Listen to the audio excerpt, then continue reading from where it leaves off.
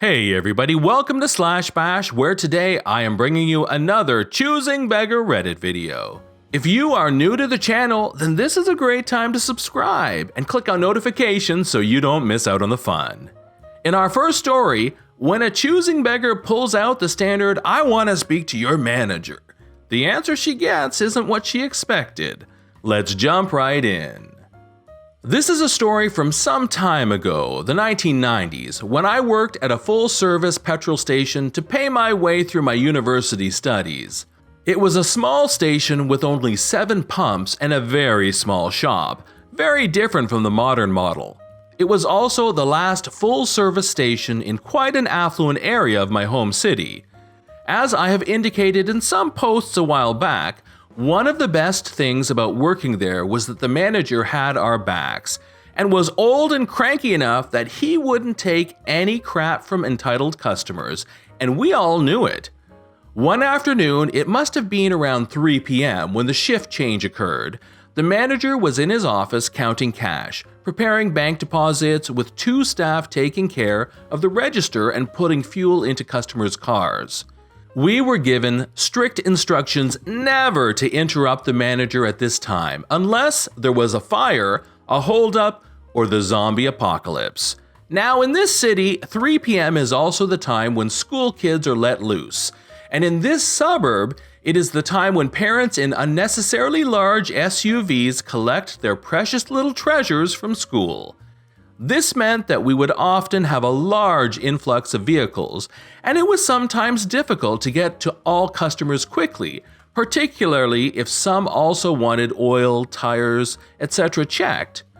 One customer had driven her needlessly large SUV up to a pump, but the other attendant, Andrew, and I were completely occupied with other customers. This meant that she needed to put her own fuel into her monster truck. I could hear her muttering to herself as she put the fuel in. I was attending to the vehicle in front of hers, and then saw the anger in her face as she walked into the shop to pay. I was walking behind her with cash from the customer I had just served. When Andrew served her at the register, she immediately went on the attack. "I specifically come to this service station for service. I know that your wages are included in the price I pay for petrol, so we need to talk about you giving me a discount since I had to pump my own fuel. I'm sorry we couldn't get to you, even so I can't reduce the price of the fuel for you." Okay, clearly I need to speak with the manager and not the pump monkeys. Yes, she actually said pump monkeys, and I saw the brief flash of anger in Andrew's eyes. "Can I speak with the manager?" Andrew, with an expressionless, calm, and ice-cold face. "No." "What? I demand to speak to the manager." "No."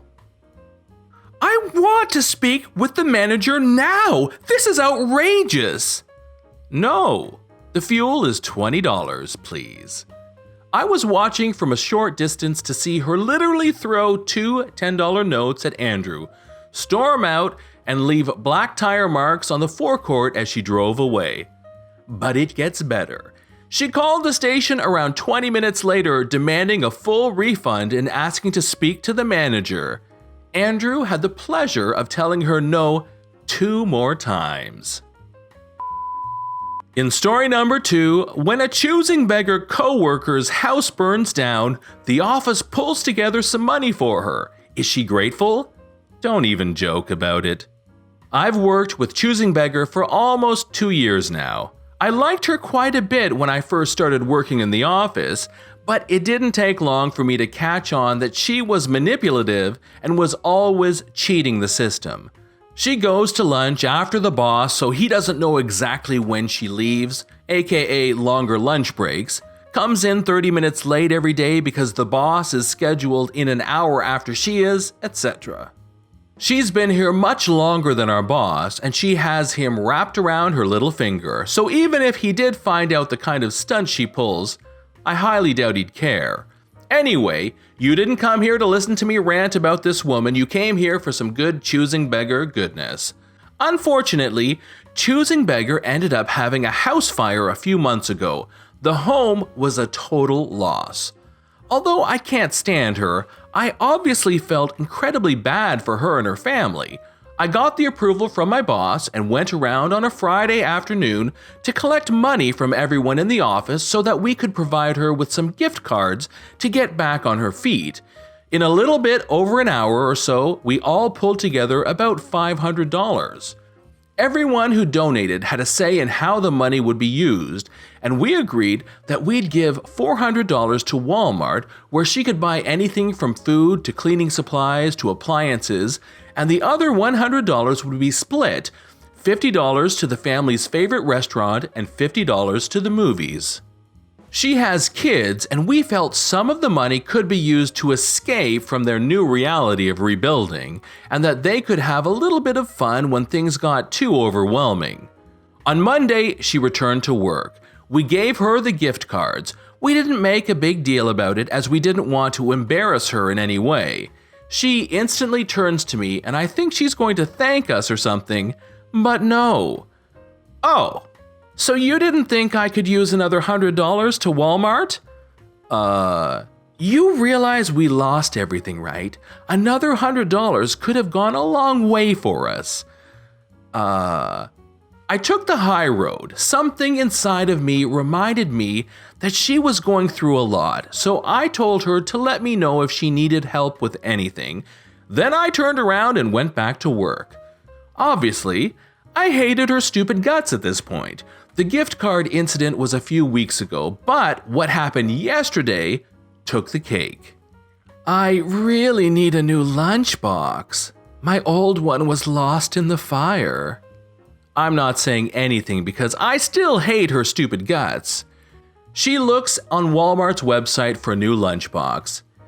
"Do you like this one?" I regrettably give in and turn around to look. "Yeah, that's cute." I really don't want to pay $20 for a lunchbox, though. I wish I still had some money on that gift card, but we had to use it all up because we lost everything. Well, her entire morning of work consisted of comparing prices of lunchboxes. I told myself to just focus on my computer and to not say anything.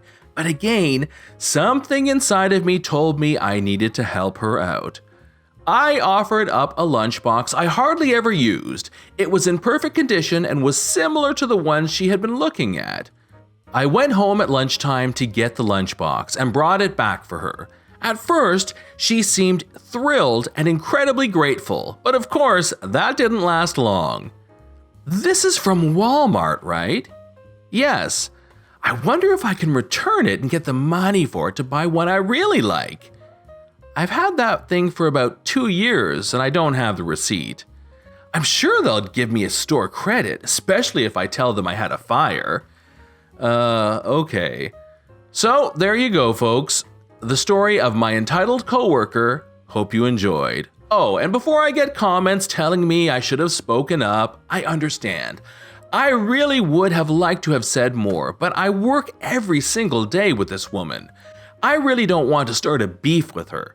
That won't make my life better. It's much easier to just put my headphones in and pretend like she doesn't exist.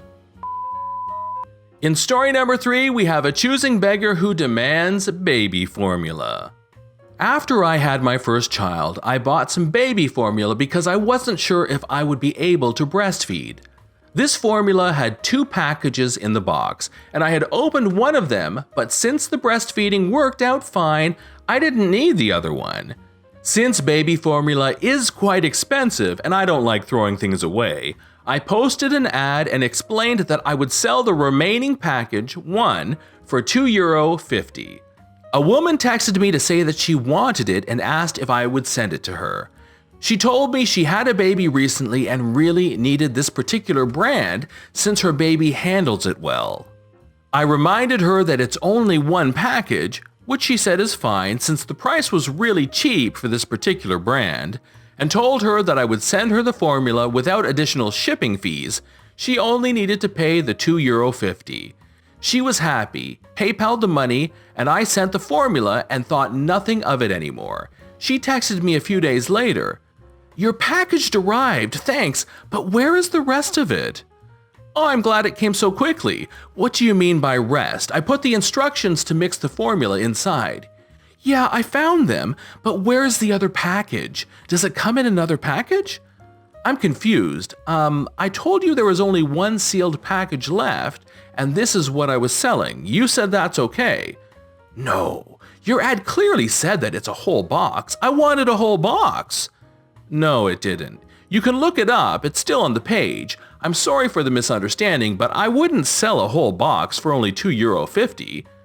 You clearly changed it. I have a screenshot to prove you scammed me. There would be a note at the end of the page if I edited the ad, which I didn't. If you've got a screenshot, please show me. Maybe it's from another ad. I'm done discussing with you. How are you gonna solve this? There isn't anything to solve. I never offered the whole box and never edited the ad.